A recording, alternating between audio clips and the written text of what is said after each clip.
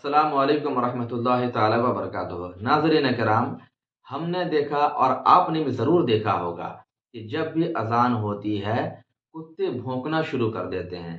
یہ بڑا عجیب و غریب سانحہ ہے۔ بہت سارے لوگوں کے دل و دماغ میں یہی بات گردش کرتی رہتی ہے کہ اذان کے وقت میں آخر کتے کیوں بھونکتے ہیں، اس کا ماجرا کیا ہے۔ کئی لوگوں نے مجھ سے سوال بھی پوچھا، تو میں نے سوچا کیوں نہ اس کے اوپر ایک مکمل ویڈیو بنا دی جائے تاکہ تمام لوگوں کے لیے رہنمائی ہو جائے اور آسانی بھی پیدا ہو جائے۔ لیجیے حضرات، آپ کی خدمت میں اس کا جواب حاضر ہے۔ ہم سبوں کو معلوم ہے کہ اللہ تبارک و تعالیٰ نے اپنے مخلوقات میں انسان کو بنایا، فرشتوں کو بنایا، جنات کو بنایا، اور ہر ایک کی طاقت کو اللہ تبارک و تعالیٰ نے الگ الگ رکھا۔ کسی کے اندر کچھ طاقت ہے، کسی کے اندر کچھ طاقت ہے۔ انسان کے اندر جو طاقت ہے وہ جنات کے اندر نہیں، جنات کے اندر جو طاقت ہے وہ انسان کے اندر نہیں، فرشتوں کے اندر جو طاقت ہے وہ انسان کے اندر نہیں۔ اس طرح سے اللہ نے سب کی طاقتوں کو الگ الگ رکھا۔ اسی طریقے سے اللہ تبارک و تعالیٰ نے جانوروں کے اندر بھی ایک اسپیشل طاقت رکھی ہے جو انسانوں کے اندر نہیں ہے۔ وہ طاقت یہ ہے کہ اللہ نے جانوروں کو انسان کی طرح زبان تو نہیں دی ہے، لیکن ان کی قوت بصارت اور بصیرت کو بہت تیز کر دیا ہے۔ یعنی اب جانور اللہ کی عطا سے ان چیزوں کو بھی دیکھ سکتے ہیں جس کو ایک عام انسان نہیں دیکھ سکتا ہے۔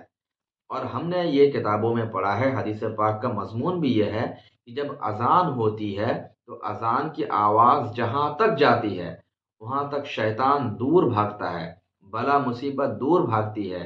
اسی بنا پر جب کسی کا انتقال ہو جاتا ہے تو ان کی قبر کے سامنے اذان دی جاتی ہے تاکہ قبر میں جو آزمائش ہے، جو سوالات کا سخت مرحلہ ہے، وہ آسان ہو جائے۔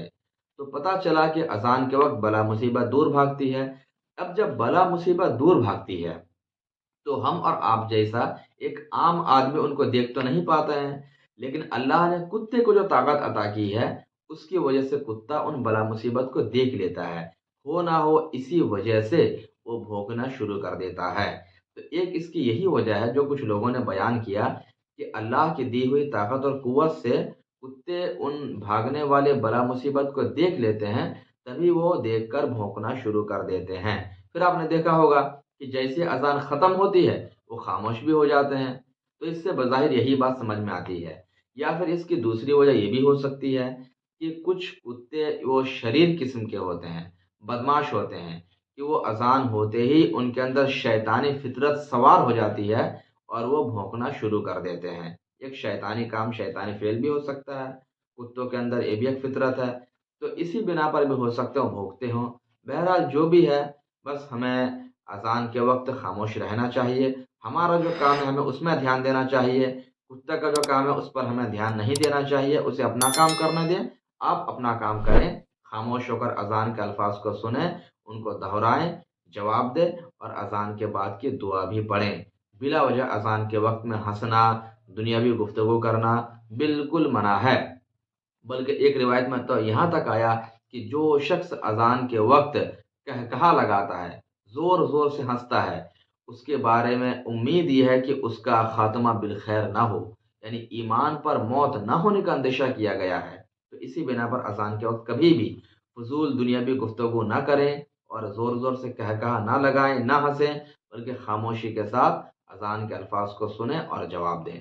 اللہ رب العزت ہم سبوں کو شریعت مطہرہ کا پابند بنائے۔ ویڈیو اگر اچھی لگے تو آگے تک شیئر بھی کریں۔ جزاک اللہ خیرہ۔ السلام علیکم ورحمۃ اللہ تعالی وبرکاتہ۔